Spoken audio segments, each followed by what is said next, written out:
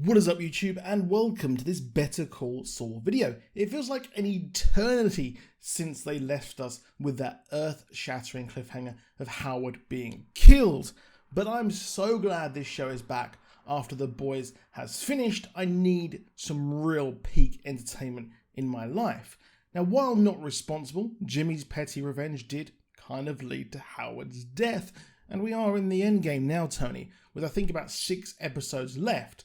The show opens with a lapping of the sea on the beach as Howard's death is made to look like a suicide, something which would probably work considering the breakdown of his marriage, his personal breakdown during the Mesa Verde litigation with the judge, and in a dark and actually very twisted way, the whole of Jimmy's plans has actually come to fruition, albeit in a different way.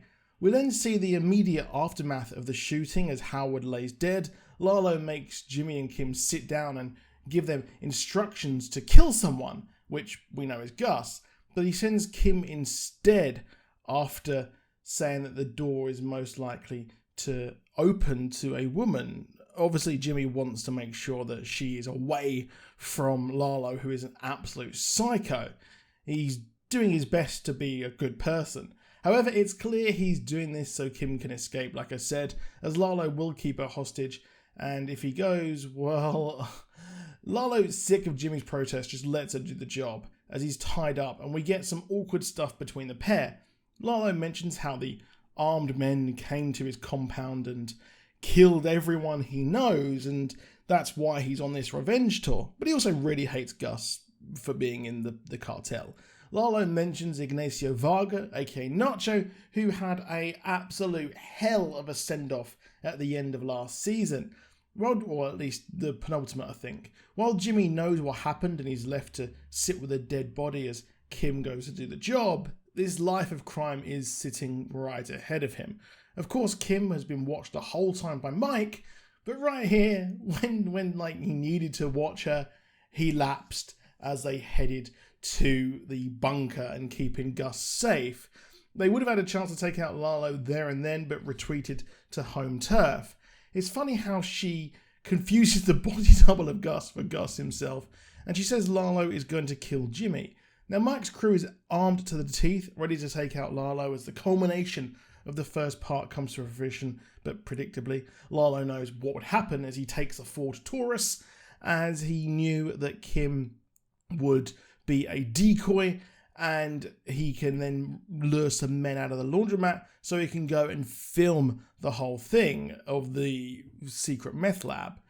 As Kim is taken to be spoken to by Mike, and just as the apartment complex is being watched, but their target isn't there. He's at the mega lab trying to get proof for the rest of the cartel, but stupidly Gus himself heads to the laundromat / mega lab. And he can instantly tell that someone's been there due to the vents, and Lalo finally has a drop on the most methodical man in television. Luckily for Jimmy, Mike arrives to save him, but Lalo is there filming Gustavo on his knees. This bit was absolutely gripping. I was gripped as we watched Lalo speak to the cartel and his uncle in Spanish, filming this, toying with Gustavo Fring, but never... Well, I guess you can bet against him as we saw in Breaking Bad. He generally disliked Gus from the off and is really angry about the whole compound killing. After shooting him to mess with him as he has armor on, but it still hurt him a bit, they head down to the meth lab below the laundromat, and at least he admits that doing this whole meth lab in the middle of a city with like 1 million people is super badass. He does push Gus down the stairs. Gus has been on the back foot kind of most of the season, really.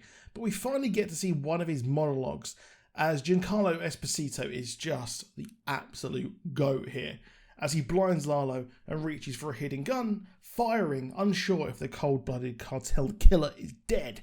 And this scene it's expert television. The whole thing has been expert television. The first half of this season may have been slow, but I can't fault it for not being at least really stunning television. Gus then checks on his kill. I thought it was funny the first thing he did was make sure that the restaurant has cover as he temporarily promotes the kid we saw in Breaking Bad. We got the origins of the manager, which is pretty darn funny. Now, Jimmy is left to reflect on what happened as his home is looked after by Mike's people, and Kim returns home mortified of what's happened. And I think this might be where we start to see Kim leave the show. I hope she doesn't die, but I think she might just leave and, well, that's that. Lalo is finito, but it's a major problem for Jimmy as I think the guy still is wanted by the DA, and because he's on parole or whatever they call it.